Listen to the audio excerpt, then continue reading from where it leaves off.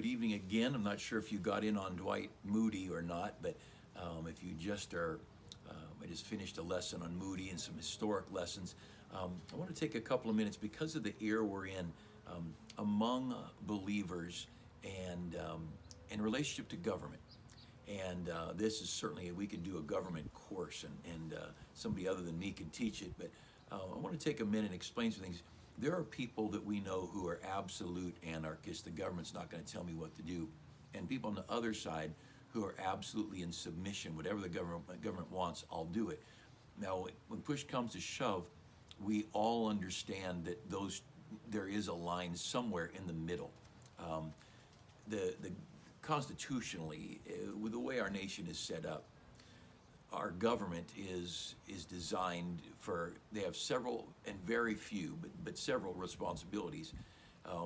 The idea of the safety of the people. We have speed limit laws, and that's for the safety of the people. And we all understand that, and we may not like it when we're in a hurry, but most of us will honor speed limit laws. That's submission to government. Romans 13 says that every soul be subject unto the higher power. And then you go over to the book of Acts where they said we ought to obey God rather than men. Over in 1 Peter talks about people who despise government, that are presumptuous, and they don't want anybody to rule over them. And so you've got both sides scripturally.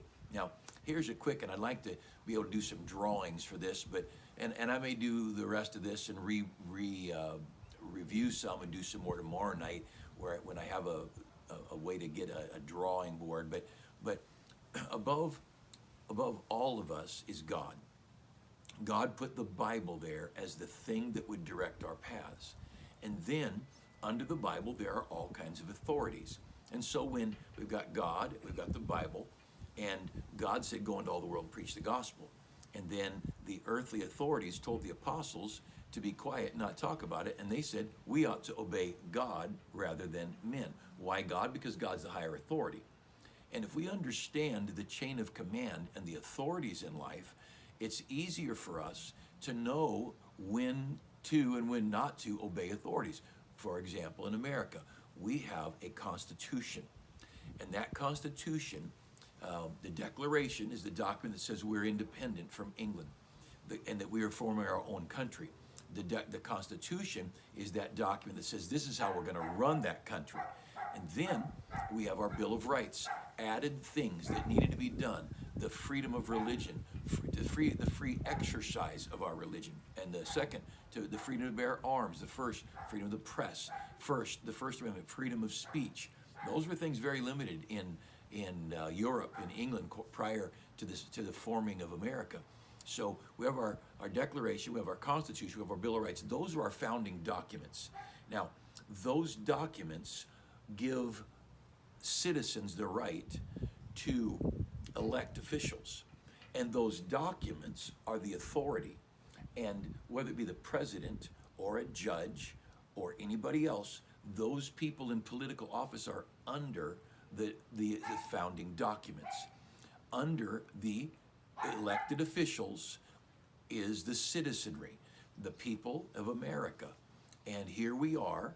And we have to have, if you don't have government, you have anarchy. Every government in the Bible, you read it, you'll find it, governments are animals, they're beasts. Governments are devouring things, and they always want to get bigger and bigger. And I love that our president talks about the government getting smaller. And that is a wise thing, because governments just devour, they take, and they'll take all, the solution to any problem in a government person's mind, throw money at it.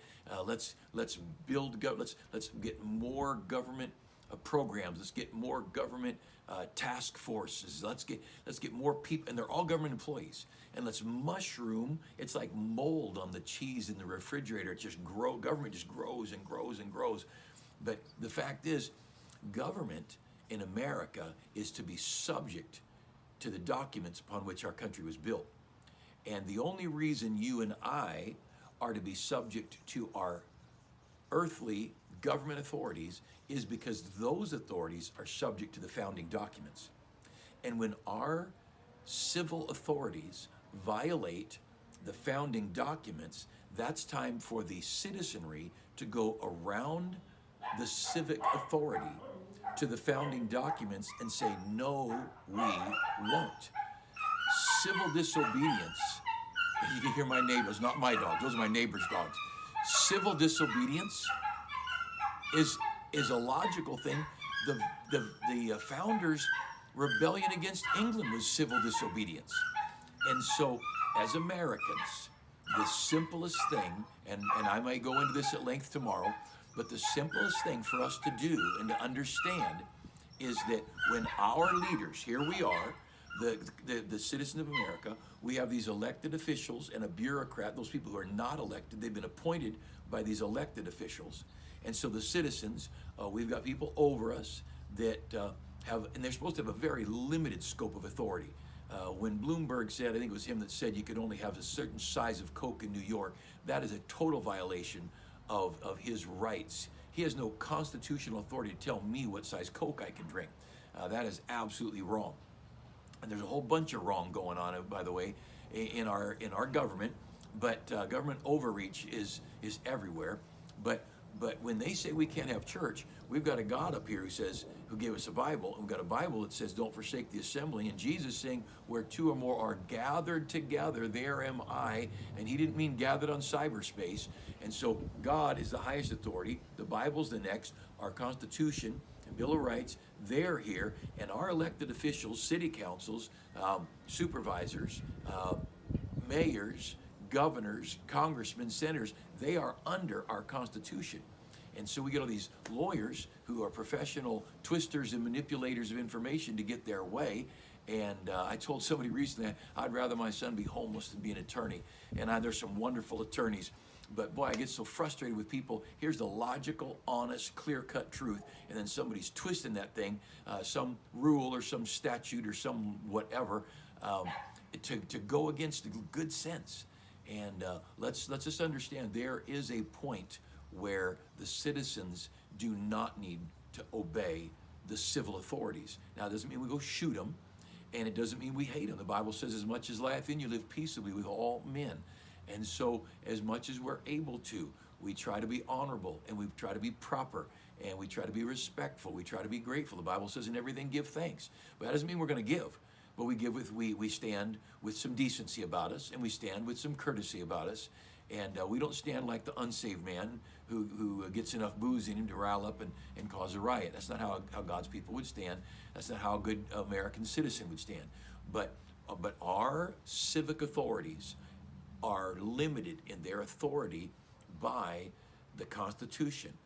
And when our civic authorities violate their constitutionally given duties, and when they begin overreach, that's the time the citizens need to toss them out of office. The citizens need to say, no, we're not doing that.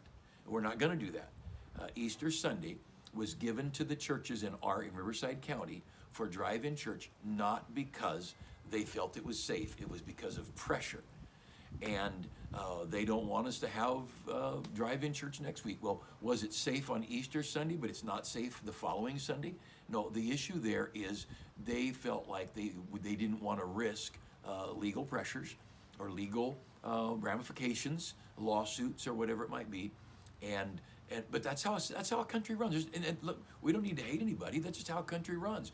They start overreaching. We say, no, you're not going to do that. And we push them back up within the realm of the Constitution. And then we go on about our business. And then as they get going, they're going to spread out because that's what government does. And they're going to start being unconstitutional. And then somebody's going to have to rein it back in. It's been going on for 200 years. And so don't panic. But don't panic when somebody wants to stand up against wrong. So a lot more about this down the road, but be praying for your country. We've got a great country, best place on earth. And let's be good to those in leadership. They've got a job you and I don't want. And I'm so thankful for our supervisors, our county and state authorities. I pray for them, and I want them to make good choices. I don't want to run this state. It's a mess. I just want my church and my friends and my family, and I want them to do a good job staying inside their constitutional rights. So pray for them and pray for our country, would you?